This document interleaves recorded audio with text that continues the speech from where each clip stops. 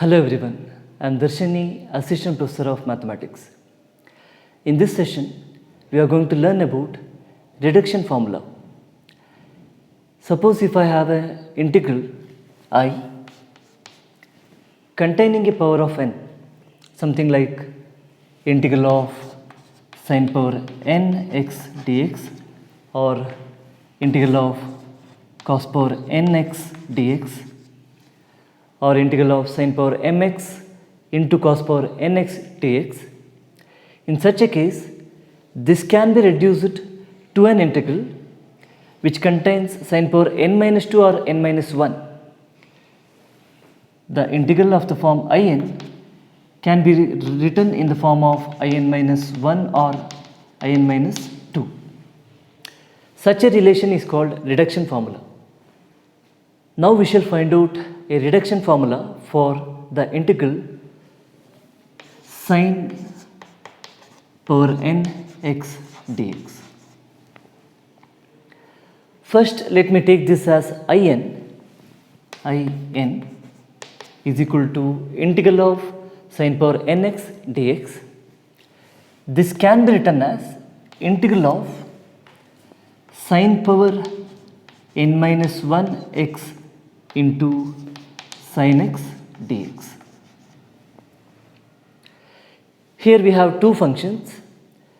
I can integrate this integral by using integration by parts. Using integration by parts,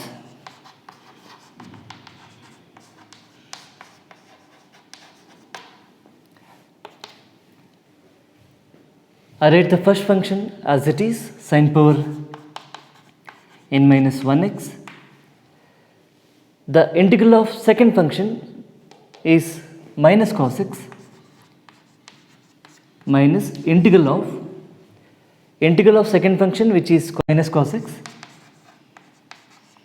into the derivative of the first function n minus 1 sine power n minus 2x into cos x dx.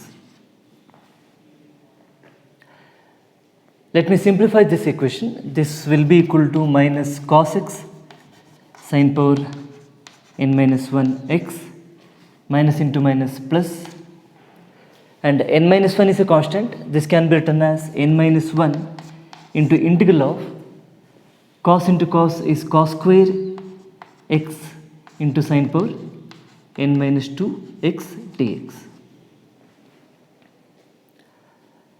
Now this cos square x can be written as 1 minus sin square x. So I get minus cos x sin power n minus 1x plus n minus 1 into integral of 1 minus sin square x into sin power n minus 2x dx. Let me multiply this. I can write this as minus cos x sin n minus 1x plus n minus 1 into integral of sin power n minus 2x dx minus n minus 1 into integral of sin square into sin power n minus 2 is sin power n, which is sin power nx dx. If you observe here, in is sin power integral of sin power n x dx. Here we have integral of sin power n minus 2x dx. This is in minus 2 and this is in, and this will be equal to minus cos x sin power n minus 1x plus n minus 1 into in minus 2 minus n minus 1 into in. I have in is equal to minus cos x sin power n minus 1x plus n minus 1 into in minus 2 plus minus n minus 1 into in. Let me take this term to the left hand side. I get in plus n minus 1 in is equal to minus cos x sin power n minus 1x plus n minus 1 into in minus 2. If I solve this, I get n into in. I divide both the side by n.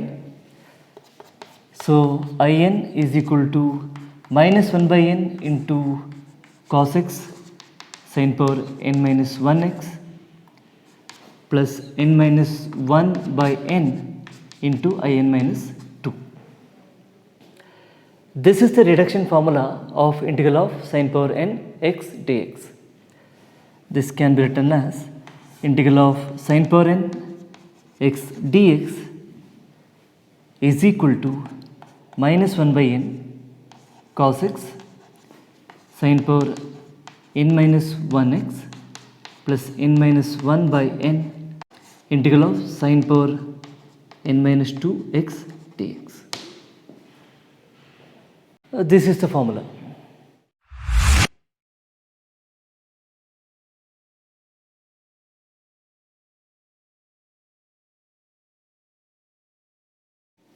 Using this reduction formula, if in equal to integral sin power nx dx, in equal to minus 1 by n cos x sin power n minus 1x plus n minus 1 by n in minus 2, I can deduce a formula to find out the definite integral of 0 to pi by 2 sin power nx dx.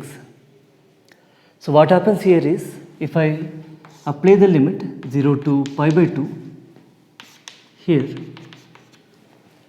I get in is equal to n minus 1 by n into in minus 2.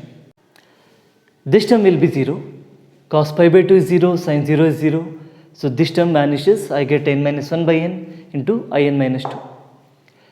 If I apply the same recursive relation to in minus 2, I get here n minus 1 by n into n minus 3 by n minus 2 into in minus 4. Continuing this way, I have two different cases. Suppose if n is odd, I get a different formula. Suppose if n is even, I get a different formula. That is, if n is odd, n minus 1 is an even number. So I get here n minus 1 by n minus 3 by n minus 2, etc. 2 by 3 into I1. If n is even, then n minus 1 should be an odd number. So I get n minus 1 by n into n minus 3 by n minus 2, etc. 1 by 2 into I0. We can easily find out the value of I0 and I1 by putting n equal to 0 and n equal to 1 here. If you see here, I0 is integral of sin power 0 x dx, which is between 0 to pi by 2, which is pi by 2. I0 is pi by 2. Similarly, I can show that I1 is 1. So the formula here is, if n is odd, n minus 1 by n minus 3 by n minus 2, etc. 2 by 3 into 1. And if n is even, n minus 1 by n minus 3 by n minus 2, etc. 1 by 2 into pi by 2. Pi by 2. Okay. To consider an example, integral 0 to pi by 2 sin power 7x dx is equal to 7 is an odd number, so we have to apply the first formula. First formula is 7 minus 1 is 6, 6 by 7. Reduce each term by 2. I get here 4 by 5, 2 by 3 into 1. And to find out 0 to pi by 2 sin power 8x dx, 8 is an even number, so I have to apply the second formula. If I apply this formula, I get 8, 7 by 8 into 5 by 6, 3 by 4 into 1 by 2 into pi by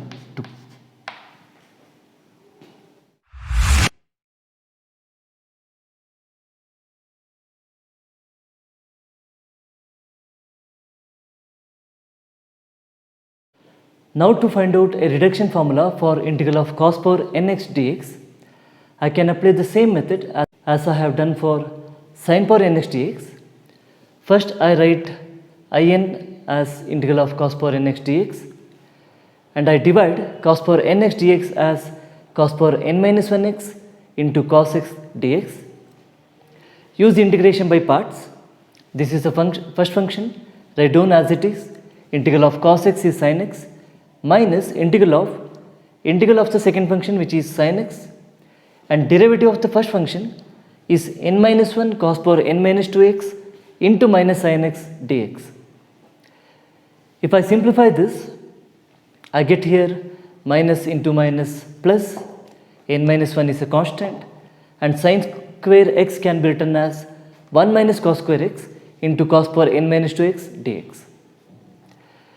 Now I multiply this. Here I get n minus 1 into cos power n minus 2x, which is in minus 2, and n minus 1 into cos power n, integral of cos power n is n minus 1 into in.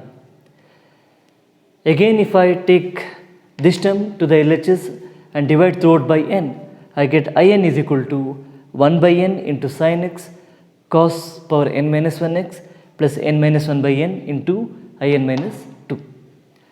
This is the reduction formula for integral of cos power nx dx. Using this reduction formula, I can deduce a formula to find out integral of 0 to pi by 2 cos power nx dx. If I apply the limit 0 to pi by 2 here, this term gets vanishes. So I get this will be equal to n minus 1 by n into in minus 2. Same as we have done in case of sin power n, I get the same formula for cos power nx dx as well.